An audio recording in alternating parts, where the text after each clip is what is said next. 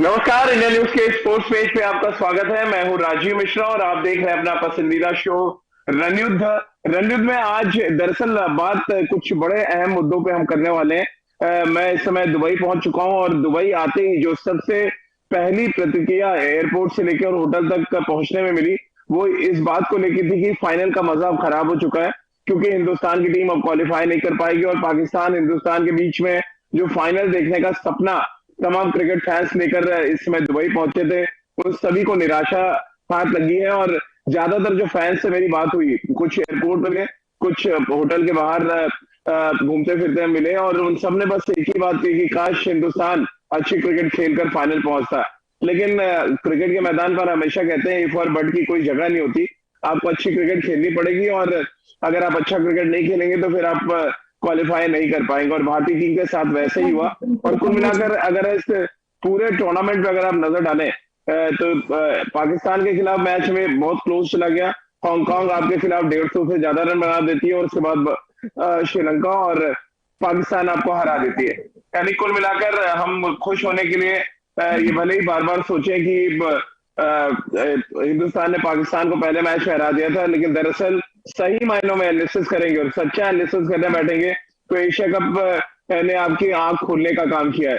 अब दुबई आया हूँ, यहाँ पर माहौल पूरी तरह से बदल चुका है। मैं भी यही सपना लेके आया था कि फाइनल के लाइव कवरेज आप तक पहुंचाऊंगा, लेकिन अब हिंदुस्तान क्वालिफाई नहीं कर सकती है। 1% चांस है अगर अफगानिस्तान जो मुकाबला शुरू हो रहा है पाकिस्तान के साथ वहां पर हरा दे और फिर श्रीलंका पाकिस्तान को हरा दे, जो अब दूसरे पे भरोसे होने वाली बात रह जाती है। बहरहाल वापस उसी मुद्दे पे आते हैं कि खराब सिलेक्शन था, टीम की पॉलिसी खराब थी, या क्या आखिर ऐसा मुद्दा था कि हम बैक टू बैक मैच हारे। हांगकांग जैसी टीम 150 रन बना देती है और पाकिस्तान के खिलाफ जो मुकाबला हम जीते वो आखिरी ओवर में हम जीते। इन सभी मुद्दों पे बातचीत करेंगे। हमारे साथ सबा करीम, पूर्व क्रिकेटर और सिलेक्टर, इस समय हमारे साथ जुड़ गए। राजकुमार शर्मा जी हमारे साथ हैं और साथ ही रितेंद्र सिंह सोडी भी हमारे साथ जुड़ चुके हैं। सबा भाई, दुबई में पहुंचा, बड़े अरमान लेकर आया था कि हिंदुस्तान पाकिस्तान के बीच फाइनल होगा और हम सब बड़ा इस फाइनल का लुत्फ उठाएंगे, लेकिन ऐसा हुआ नहीं। सपना तो कल रात ही टूट गया था, टिकट ले चुका था तो आना ही था मुझे। आप कैसे देख रहे हैं? क्या कुछ आपको लग रहा है कमी रहेगी? क्योंकि मेरे को एक बात बड़ी इंपॉर्टेंट आज एयरपोर्ट पे एक क्रिकेट फैन उन्होंने कही कि आपकी गेंदबाजी इतनी खराब थी कि पाकिस्तान तो 36 आउट करता है हांगकांग को और आप 150 बनवा देते हैं। तो कमजोरी तो आपकी हांगकांग के खिलाफ ही पता चल गई थी और बाकी के मैचों में फिर वही हो गया। श्रीलंका ने आपके खिलाफ चेस कर दिया, पाकिस्तान ने आपके खिलाफ चेस कर दिया। क्या वाकई गेंदबाजी इतनी कमजोर थी जिस तरह की बातें यहाँ दुबई में हो रही हैं? देखिए राजीव, आज हमें चर्चा इस बारे में करनी चाहिए कि हमारे पास जो अवेलेबल रिसोर्सेज थे, जो 15 खिलाड़ी थे, उनको हम लोगों ने ठीक प्रकार से इस्तेमाल किया कि नहीं। इसके पहले हम लोग कई बार बात कर चुके हैं कि चयनकर्ताओं ने एक सीमर नहीं लिया, ये नहीं हो पाया, वो नहीं हो पाया, वो सब अलग सी बातें हैं। तो जो हमारे पास 15 थे उनको हम लोगों ने ठीक प्रकार से इस्तेमाल किया कि नहीं। आज जैसा कि आपने कहा कि हांगकांग के विरुद्ध भी हम लोगों ने देखा था कि हमारी गेंदबाजी कमजोर थी। तो इसे और ज्यादा आवश्यक था कि हम एक और बॉलर के साथ मैदान में उतरे, 11 में उतरे। जो हम लोगों ने पहले दो मैचेस में जिस तरह के कॉम्बिनेशन के साथ मैच जीता था, पाकिस्तान के विरुद्ध भी और हांगकांग के विरुद्ध भी, और यही वाला कॉम्बिनेशन हमारे लिए काम कर रहा था, जहां पर हमारे पास 5 बॉलर थे और हार्दिक पांड्या एक 6 बॉलर के रूप में गेंदबाजी कर रहे थे। वो एक शानदार कॉम्बिनेशन था। तो वहां से, उस पद से हम लोग हट गए और यहाँ पर हम लोगों ने प्रयास ये किया कि हमारे पास 5 बॉलर्स होने चाहिए। 5th बॉलर एक हार्दिक पांड्या के रूप में हमें खिलाना चाहिए और दीपक हुडा को आपने एक 6th बॉलर के रूप में खिलाया। और आपकी कोशिश ये थी कि अगर जरूरत पड़ेगी तो हम एक बैटिंग ऑलराउंडर से भी गेंदबाजी करा सकते हैं, राइट आर्म ऑफ स्पिन। तो जो जो ये पिछले 2 मैच में देखने को मिला नहीं। तो मुझे लगता है कि जो अवेलेबल रिसोर्सेज थे, जिस तरह से हमें अपने 11 पिक करने चाहिए थी, वो हमने किया नहीं। इसको ध्यान में रखकर कि हमारी गेंदबाजी बहुत कमजोर है, तो उस गेंदबाजी को मजबूत करने के लिए बहुत ज्यादा जरूरी था कि आप 5 अटैकिंग बॉलर्स के साथ या 5 विकेट टेकिंग बॉलर्स के साथ मैदान में उतरते और फिर हार्दिक पांड्या को आप एक 6 बॉलर के रूप में इस्तेमाल करें। बिल्कुल। और राजकुमार सर, कैसे आप देख रहे हैं? यहाँ तो चर्चा अब भारतीय टीम की गेंदबाजी को लेकर कुछ ज्यादा है दुबई में। कह रहे हैं हांगकांग जब आपके खिलाफ 150 बना देती है टीम को, पाकिस्तान 38 रन पे आउट कर देती है। फिर आपकी गेंदबाजी की कलई तो तभी खुल गई थी। तो बांग्लादेश, श्रीलंका और पाकिस्तान ने बिल्कुल ठीक किया है आपकी गेंदबाजी के साथ। तो देखिए राजीव, कहीं ना कहीं एक्सपीरियंस तो है हमारी गेंदबाजी में। हमारे फास्ट बॉलर्स अर्शदीप और आवेश खान अभी नए हैं इंटरनेशनल क्रिकेट में, बहुत प्रतिभाशाली है, लेकिन इंटरनेशनल क्रिकेट में अभी उन्हें बहुत एक्सपीरियंस की जरूरत है। और साथ साथ थोड़ा डिसअपॉइंटमेंट हुई, स्पिनर्स ने बहुत अच्छा नहीं किया जहां पे बहुत उम्मीदें थी। और शायद टीम भी उसी प्रकार बनाई गई थी, 4 स्पिनर टीम में रखे गए थे कि शायद दुबई की विकेट बहुत सपोर्ट करने वाली है स्पिनर्स को, लेकिन ऐसा हुआ नहीं। और भारत को मुंह की खानी पड़ी। और ये बहुत खराब प्रदर्शन रहा भारतीय गेंदबाजी का। बहुत सारी आशाएं थी भुवनेश्वर कुमार से, लेकिन जिस तरह उन्होंने भी गेंदबाजी की तो शायद वो भी अपने प्रदर्शन से बहुत खुश नहीं होंगे, ना ही टीम मैनेजमेंट उनके प्रदर्शन से खुश होगा, क्योंकि वो हमारे मेन बॉलर थे, विकेट टेकिंग बॉलर थे। तो वो ब्रेक थ्रूज नहीं मिले, बहुत ज्यादा बॉल उनका मूव नहीं किया, तो कहीं ना कहीं काफी सारी कमियां दिखी हैं इस बॉलिंग अटैक में। और बिल्कुल आपने सही कहा, पाकिस्तान एक शानदार बॉलिंग अटैक है उनके पास, और अच्छे तेज गेंदबाज हैं उनके पास जो सभी 145 प्लस डालते हैं। और स्पिनर्स ने भी उनके शानदार प्रदर्शन किया है। तो कुल मिलाकर अगर बॉलिंग में कंपेयर करेंगे तो मैं कहूंगा कि शायद पाकिस्तान का बॉलिंग अटैक निश्चित रूप से भारत से बेटर है इस समय जो भारतीय टीम खेल रही है। इवन श्रीलंका का ज्यादा बेहतर बॉलिंग अटैक लगा रितेंद्र, जिस तरह से उन्होंने कम बैक किया, क्योंकि इतने अच्छे स्टार्ट का रोहित और राहुल ने जिस तरह का स्टार्ट दिया था, माफ कीजिएगा, रोहित ने जिस तरह की बैटिंग की थी, जिस तरह का कम बैक किया, तो श्रीलंका भी ज्यादा बेहतर लग रही थी बॉलिंग अटैक में। तो बहरहाल यहाँ पे जो सवाल आ रहा है वो सवाल एक बड़ा इंपॉर्टेंट आया रितेंद्र की, हम खाली पेटीएम ट्रॉफी जीत सकते हैं बस।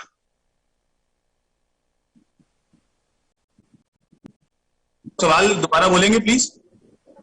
रितेंद्र, मेरे पास कुछ जो फैंस हैं, दर्शक हैं, वो कह रहे हैं कि हम सिर्फ पेटीएम ट्रॉफी जीत सकते हैं बस, जो अपने घर पे खेलते हैं। देखिए राजीव, बहुत ही निराशापूर्ण परफॉर्मेंस है। देखिए हार जीत चलती रहती है। देखिए एक टीम हारेगी, एक टीम जीतेगी, लेकिन जैसे कहा जाता है ना, हारने वालों का भी रुतबा होता है, मलाल तो वो करें जो दौड़ में मौजूद नहीं। तो कहीं ना कहीं ऐसा लगा शायद हमारी तैयारी सक्षम नहीं थी। अगर हम बात करते हैं सिलेक्शन की, देखिए बॉलिंग आप लेके ही इनएक्सपीरियंस गए थे, क्योंकि आपको लग रहा था अर्शदीप, आवेश खान वहां पे धावा बोलेंगे, बहुत रॉ बॉलर हैं, बहुत अच्छा किया है। अगर हम बात करते हैं वेस्ट इंडीज दौरे की, आईपीएल की, बट देखिए एशिया कप का प्रेशर, जहां आपको पता था कि प्रेशर अपने चरम पे होगा, आपको पाकिस्तान के साथ खेलना है, एक यूफोरिया मैच है जहां पे दुनिया का तमाम, अगर हम आंखों की बात करें, everybody is glued to this game, India Pakistan, तो वहां पे आपको एक्सपीरियंस की जरूरत थी। तो मुझे लगता है शायद Mohammad Shami was straight in, walk in selection जब बुमराह इंजर्ड हुए, लेकिन ऐसा नहीं हुआ। उसके बाद रविंदर जडेजा इंजर्ड हो जाते हैं, फिर फास्ट बॉलर अंदर नहीं आते, अगेन क्लोसल एरर। तो जी हाँ, बहुत सी गलतियां हुई हैं, तो अब उसमें वापसी करना राजीव आसान नहीं है। देखिए हम कह सकते हैं T20 वर्ल्ड कप में हम जीतेंगे, हम बहुत अच्छा करेंगे, but practically at the moment things look on ground zero. हमें बहुत मेहनत करने की जरूरत है, एड़ी चोटी की प्लानिंग की जरूरत है, कौन से लड़के ऑस्ट्रेलिया में बेस्ट रहेंगे, कौन सा एक्सपीरियंस वहां पे कारगर रहेगा। अच्छी बात इस एशिया कप में एक ही हुई है राजीव, विराट कोहली ने अपनी फॉर्म को पकड़ा है, अदरवाइज बहुत कुछ सोचने को बाकी है। बिल्कुल। और संभव भाई, हम अक्सर बात करते थे कि हमारे कप्तान और कोच जो है रिजिड हो जाते हैं, वो हमने भी देखा समय समय पे, विराट, रवि शास्त्री कुछ खिलाड़ियों को लेके बहुत रिजिड होते थे। क्या यही चीज रोहित शर्मा और राहुल द्रविड़ की जुगलबंदी में भी नजर आ रही है? रिजिड होना, नहीं खिलाना सही तरीके से, एक आपने धारणा बना ली, एक सोच बना ली, आप उसी तरह की टीम खिलाएंगे, आप हारे या जीते फर्क नहीं पड़ता, बट एक्चुअली फर्क पड़ता है जब आप एशिया कप जैसे टूर्नामेंट से बाहर हो जाते हैं। देखिए, मैं याद करने की कोशिश कर रहा हूँ राजीव कि इसके पहले कभी एशिया कप में हम लोगों ने इस तरह का प्रदर्शन किया है कि नहीं, या किया था कि नहीं। मुझे लगता है ये पहली बार है कि एशिया कप में फाइनल्स के लिए हम क्वालिफाई नहीं कर पाए। नहीं तो इस अभी तक हम लोग हमेशा, अभी तो T20 टूर्नामेंट हो रहा है एशिया कप को, उसके पहले वनडे टूर्नामेंट हुआ करता था, वहां पर भी हम लोगों ने शानदार प्रदर्शन किया है। अब आपने बात उठाई थी, मुझे लगता नहीं है कि जिस तरह का अप्रोच हमें पिछले दिनों नजर आया था रोहित शर्मा और राहुल द्रविड़ की तरफ से, जिस तरह से वेस्ट इंडीज में हम लोगों ने मैचेस जीते हैं, उसके पहले जिस प्रकार से हम लोगों ने इंग्लैंड में मैचेस जीते हैं, कि इस तरह की बात होनी चाहिए थी। पर यहाँ पर फिर से मैं वापस अपनी बात पर आ रहा हूँ। देखिए रिकी ने रितेंद्र सिंह सोढी ने जो बात कही है वो एक अलग बात है कि हम लोगों ने चयन किया कि नहीं किया, सही प्लेयर्स को हम लोग लिए कि नहीं लिए, वो अलग बात है। जब ये टूर्नामेंट शुरू हुआ था तब भारत जो हमने 15 चुने थे तब भी हमारी टीम फेवरेट थी। पहला मुकाबला जीतने के बाद भी हम लोग फेवरेट थे। पर उसके बाद जो परेशानी सामने आई है वो इस वजह से आई है कि जो हमारे पास अवेलेबल थे रिसोर्सेज उनको हम लोगों ने ठीक प्रकार से इस्तेमाल किया नहीं। पर इससे हमें कुछ सीखने को मिलता है। सबसे बड़ी बात यह है जो सोढी ने कही कि इससे एक चीज नजर आती है कि जब हाई प्रेशर मैच होता है, एशिया कप का मुकाबला हो रहा है, स्ट्रॉन्ग ऑपोजिशन के सामने मुकाबला हो रहा है, तो हमारी जो इनएक्सपीरियंस बॉलिंग अटैक है वो थोड़ी बहुत दबाव में आ जाती है। सबसे बड़ी बात ये होगी अब आने वाले समय में वहां पर हमें कुछ, लेकिन मैच तो आपके एक्सपीरियंस गेंदबाज दबा रहे हैं ना समा भाई, एक्सपीरियंस गेंदबाज मैच करवा रहे हैं ना कि इनएक्सपीरियंस गेंदबाज। वो तो बेचारा वो नहीं कह रहा हूँ करने से बचा गया। राजीव मैं कह रहा हूँ एज अ बॉलिंग यूनिट उसमें एक खिलाड़ी आपका एक्सपीरियंस प्लेयर, वही तो मैं कह रहा हूँ। अगर बॉलिंग यूनिट में सिर्फ एक खिलाड़ी एक्सपीरियंस है और अगर उसकी पिटाई हो रही है तो आपके पास दूसरा ऐसा कोई बॉलर नहीं है जो स्टैंड अप होकर ये कहे कि भाई मैं वो रिस्पॉन्सिबिलिटी ले रहा हूँ। इसीलिए आने वाले समय में वहां पर फेर बदल होंगे, ये मुझे प्रतीत हो रहा है। पर इस समय हमारी परेशानी यही रही है। जो पॉजिटिव्स क्या हुए हैं इन दो मुकाबलों में, मेरे लिए सबसे बड़ा पॉजिटिव ये रहा है कि भारतीय टीम ने दोनों मुकाबलों में टॉस हारने के बाद भी स्ट्रॉन्ग ऑपोजिशन के सामने एक मैच में 183 रन बनाए, 181 रन बनाए और दूसरे मैच में 183 रन बनाए। ये बहुत बड़ा पॉजिटिव रहा है भारत की बल्लेबाजी की तरफ से। और अगर हमारी बॉलिंग और ज्यादा मजबूत होती, हम अच्छा प्रदर्शन करते तो दोनों मुकाबले हम लोग जीत सकते थे। तो क्या राजकुमार सर यहाँ पे रिसोर्सेज नहीं मिले, टीम मैनेजमेंट ये कहेगी या सिलेक्टर्स ये कहेंगे हमने तो रिसोर्सेज दिए आपने इस्तेमाल नहीं किया? मुझे लगता है कि गलती राजीव दोनों साइड से हुई है, क्योंकि देखिए जब आप हारते हैं तो बहुत सारी चीजें पर डिस्कशन होता है, ब्लेम गेम भी होता है कि हमने ये मांगा था, हमें ये नहीं दिया गया, या ये प्लेयर खेलता तो शायद बेटर होता।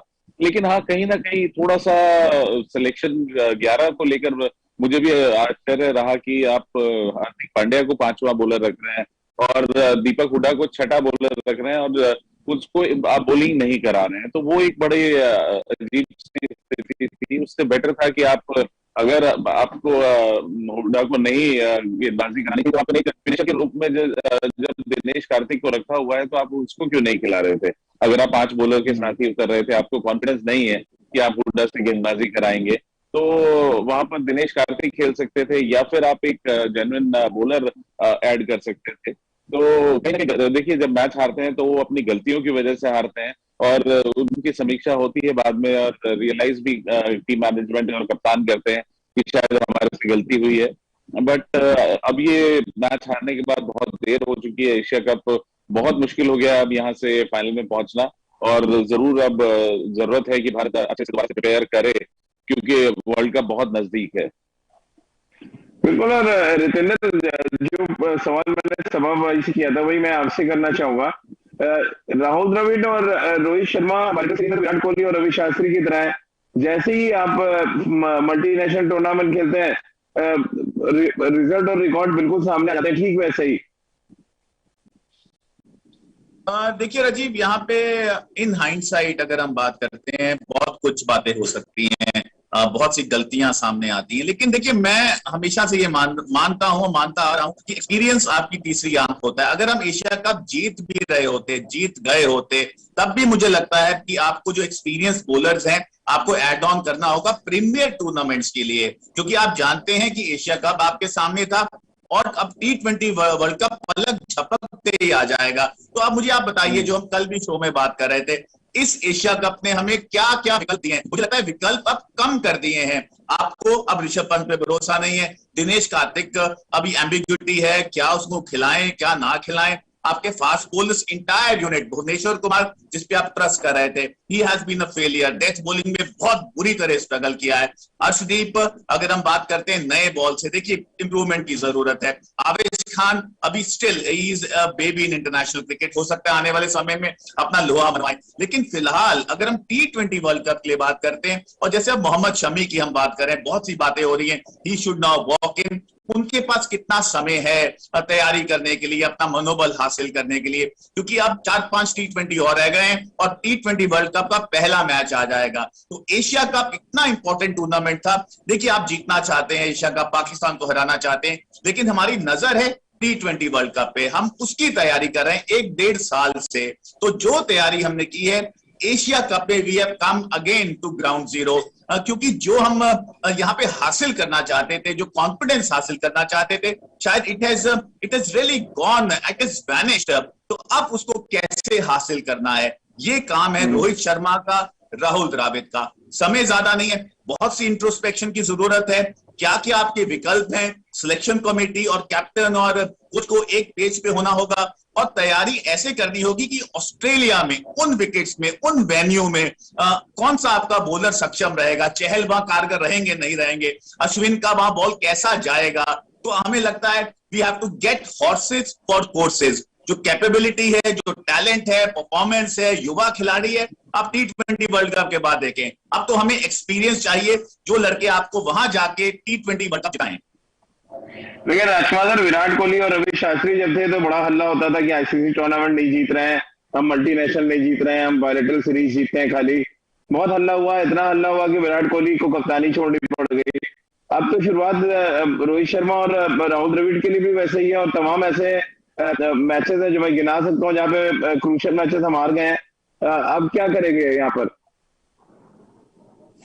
देखिए राजीव, ब्लेम गेम तो होगा ही जब कप्तान और कोच के ऊपर तो उंगली उठती ही है। जब कोई आप बड़ा टूर्नामेंट नहीं जीतते हैं या आप फेवरेट की तरह जाते हैं लेकिन आप फाइनल भी नहीं पहुंचते हैं, तो उंगलियां तो जरूर उठती हैं। लेकिन मेरा मानना है कि समय देना चाहिए इस जोड़ी को, और बहुत अच्छे से मुझे लगता है कि आने वाले समय में प्रिपेयर करेगी इंडियन टीम, और क्रूशियल मैचेस हैं आगे T20 के, और उनसे एक्सपीरियंस लेकर वर्ल्ड कप के लिए एक अच्छी टीम, बैलेंस टीम, जैसा रितेंद्र ने कहा, बहुत जरूरी है कि एक बैलेंस टीम उस विकेट्स को देख के बनाई जाए कि वहां पर कौन से बॉलर हमारे कामयाब हो सकते हैं या सक्सेसफुल हो सकते हैं, या पास्ट हिस्ट्री जिनकी अच्छी है और वो करंट भी अच्छे फॉर्म में है। तो उस तरह पूरा एनालाइज करके अगर हम एक बैलेंस टीम बनाएंगे तो मुझे लगता है कि अभी भी भारत T20 वर्ल्ड कप में भी एक फेवरेट की तरह ही उतरेगा। समय, क्योंकि बात बॉलिंग भी बहुत ज्यादा हो रही है, मुझे लग रहा है इस एशिया कप ने एक जो आंख खोली है वो है कि हमारे पास फिनिशर की जो हम तलाश कर रहे थे, दिनेश कार्तिक को हम तैयार कर रहे थे एज अ फिनिशर, सडनली बहुत बड़ा लूप होल नजर आने लगा। जिस तरह से हमने मैचेस खेले हैं, खासतौर से अगर हम पाकिस्तान के खिलाफ पहला मैच हटा दें जहां हार्दिक ने मैच फिनिश किया, वो चाहे हांगकांग हो, चाहे श्रीलंका हो, चाहे पाकिस्तान, हम स्ट्रगल कर रहे थे अच्छा मैच फिनिश करने के लिए। क्या बॉलिंग से ज्यादा चिंता इस बात को है आपको लेकर कि अंतिम के 4-5 ओवर में हम रन नहीं बना पाए इस टूर्नामेंट में? वो भी एक एरिया है जिसको एड्रेस करना बहुत जरूरी है राजीव, और मेरा ये मानना है कि अगर आपने ये डिसाइड कर लिया था कि नंबर 6 पर आप दिनेश कार्तिक को खिलाएंगे एक फिनिशर के रूप में, तो फिर आपको उन्हीं के साथ कंटिन्यू करना चाहिए था। मैं मानता हूं कि भारतीय टीम इस समय जूझ रही है ये कई सारे इंजर्ड प्लेयर्स के साथ। रविंद्र जडेजा की इंजरी होने के बाद एक बहुत बड़ी समस्या उठ पड़ी थी कि उनके जगह पर किसको खिलाया जाए, पर आपके पास एक लाइक टू लाइक रिप्लेसमेंट था 15 में। अक्षर पटेल को आप खिला सकते थे जो नंबर 7 पर आते, वो भी एक लेफ्ट हैंडर की भूमिका निभा सकते थे। पर भारत के साथ परेशानी ये हो गई कि उनको ये लगने लगा कि अक्षर पटेल को आप खिला तो सकते हैं पर उनको एक फ्लोटर के रूप में नंबर 4 या नंबर 5 पर भेज नहीं सकते जिस तरह से रविंद्र जडेजा को भेजा गया था। इसी वजह से उनको चूंकि एक लेफ्ट हैंडर चाहिए था जो मिडल ऑर्डर में जाके बल्लेबाजी कर ले, इसी वजह से उनको ऋषभ पंत को खिलाना पड़ा। और एक बार आपने ऋषभ पंत को एक मैच खिला दिया तो फिर एक मैच के बाद आप फिर ड्रॉप नहीं कर सकते। तो इस वजह से कई सारी समस्याएं सामने आ गई हैं। पर हाँ, अब बहुत जल्दी वो भी डिसाइड करना होगा कि आपका पहला नंबर 1 विकेट बैटर कौन होगा। क्या ऋषभ पंत होंगे तो फिर आप उनको या तो आप उनको तैयार करें एक फिनिशर के रूप में, अगर दिनेश कार्तिक हैं तो वो तो खैर नंबर 6 पर ही खेलते आ रहे हैं, तब उन्हीं को ज्यादा मौका मिलना चाहिए, और कोई भी खिलाड़ी चोटिल हो जाए उसे फर्क पड़ना नहीं चाहिए। तो इस तरह की समस्याएं हैं जिससे जूझ रहा है भारत। तो हाँ, पर वो एक एरिया ऑफ कंसर्न जरूर है कि नंबर 6 पर आपको एक ऐसा बल्लेबाज चाहिए जिसको कई मैचेस का अभ्यास है, जो अनुभव है, क्योंकि नंबर 6 पर या नंबर 7 पर बल्लेबाजी करना उतना आसान होता नहीं है। इसीलिए दीपक हुडा के लिए बहुत ज्यादा कठिनाई है ये, कि दीपक हुडा ने जब भी उनकी एंट्री हुई है अंतर्राष्ट्रीय क्रिकेट में, वो या तो उन्होंने ओपन किया या नंबर 3 पर खेला या नंबर 4 पर खेला है। आईपीएल में भी लखनऊ सुपर जायंट्स के लिए, चाहे वो इस साल हो या इसके पहले जब भी उन्होंने बल्लेबाजी की है, वो मध्य ओवर्स में ही आते हैं बल्लेबाजी करने के लिए। तो ये एक बहुत ही कठिन पोजीशन है उनके लिए, और हम ये एक्सपेक्ट नहीं कर सकते हैं कि मैच में ही दीपक हुडा चमक जाएंगे, ऐसा होने वाला नहीं है, क्योंकि वो एक बहुत ही स्पेशलिस्ट रोल है, और बहुत कम ऐसे खिलाड़ी अंतर्राष्ट्रीय लेवल पर अगर आप देखेंगे जो एक फिनिशर का रोल अदा कर सकते हैं। इसी वजह से जो डिमांड है एक पावर हिटर की, एक फिनिशर की, वो सबसे ज्यादा है। और आईपीएल के ऑक्शन में भी अगर आप देखेंगे तो सबसे बड़ी बोली उसी खिलाड़ी की लगती है जो एक फिनिशर का रोल अदा कर सकता है, जो एक शानदार पावर हिटर हो।